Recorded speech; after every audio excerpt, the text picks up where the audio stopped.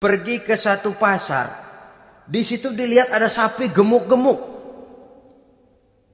Tempat lain sapinya kurus-kurus. Tanya, ini yang gemuk-gemuk sapi siapa? Sapi Abdullah bin Umar. Sapi anaknya. Panggil Abdullah bin Umar, suruh sini. Datang anaknya itu. Abdullah bin Umar, bagaimana ceritanya sampai ini? Begini, Baba. Dahulu itu dengan uang saya beli sapi kurus-kurus. Lalu saya rawat. Saya berikan upah orang untuk merawat sapi-sapi itu. Sampai sekarang dia menjadi gemuk. Akan saya jual dan keuntungannya tentu sesuatu yang halal. Subhanallah, kata Umar. Kau ini anak Amirul Mukminin. Jual sapimu, ambil modalnya, untungnya, masukkan Baitul Mal untuk urus kepentingan orang Islam. Dia nggak mau anaknya terlibat bisnis, ndompleng kekuasaan ayahnya.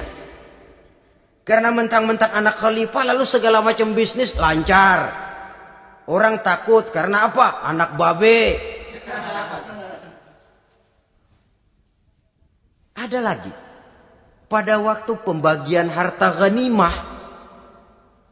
putri beliau yang namanya Hafsah, ini adalah istri baginda Nabi, meminta bagian.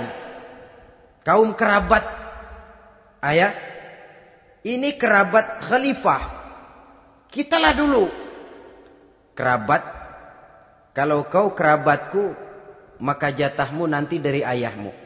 Harta ini masih lebih banyak dibutuhkan oleh orang-orang Islam. Nanti belakangan, kalau ada sisanya. Belakangan kalau ada sisanya. La haula wala quwata illa billah.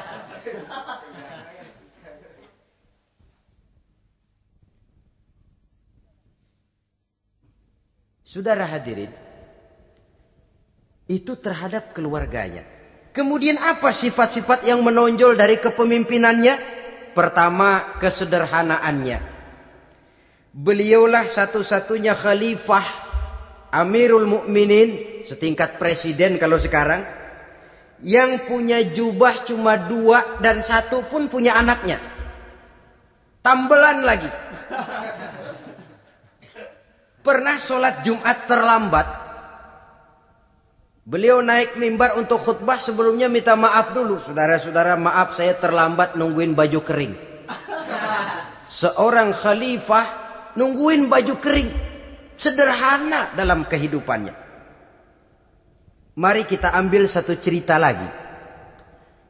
Pada waktu beliau jadi khalifah, yang diangkat jadi gubernur di Mesir adalah Amr bin As. Amr bin As hidupnya lebih mirip kaisar. Istananya besar, pakaiannya bagus-bagus. Nah, yang paling mengganggu pikiran Amr bin As, di sebelah istananya ini ada gubuk reot, kepunyaan orang Yahudi lagi. Ah, ini nggak pantas bener, masa di samping istana gubernur ada gubuk reot. Orang Yahudi lagi yang punya. Ini mesti, udah bikin saja rencana, panggil dinas tata kota, bikin planning. Di sini mau dibangun masjid, proyek negara. Bikin gambarnya, susun anggarannya, tender. Saudara-saudara, si Yahudi yang punya gubuk reot dipanggil. Yahudi, ada apa, Pak? Kamu tahu nggak? Enggak. Iya, memang belum saya kasih tahu.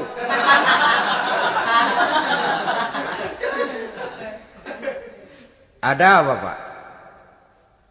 Itu kamu punya gubuk. Tahu? Kena proyek. Proyek apa, Pak? Kami mau bangun masjid besar di situ. Dan tidak sesuai ada gubuk reot di samping tempat gubernur. Jadi maksud Bapak, gubukmu, tanah-tanahnya mau saya bebaskan. Saya beli. Enggak mau, Pak. Saya enggak mau jual. Saya bayar 2 kali lipat. Enggak mau. 3 kali lipat. 6 kali lipat juga enggak mau, Pak. Saya dari muda peres keringat banting tulang cuma segitu-gitunya, Pak, tempat saya tinggal. Gubuk reot sama tanahnya sedikit. Makmur saya Pak, cuma rumah sama sumur.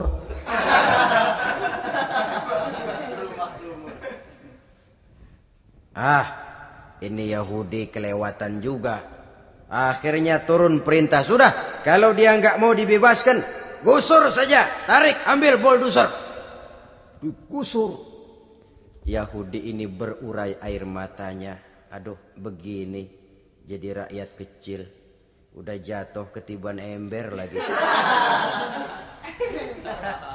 Tapi pikir-pikir Amr bin As kan bukan yang paling atas. Dia kan cuma pejabat, masih ada atasannya lagi. Lapor lapor. Yahudi ini berangkat ke Madinah. Bayangkan dari Mesir ke Madinah. Jalan. Di sepanjang jalan dia berpikir. Fikir membanding-banding. Kalau gubernurnya saja istananya begitu mewah, apalagi khalifahnya. Kalau gubernurnya galak main gusur, apalagi khalifahnya.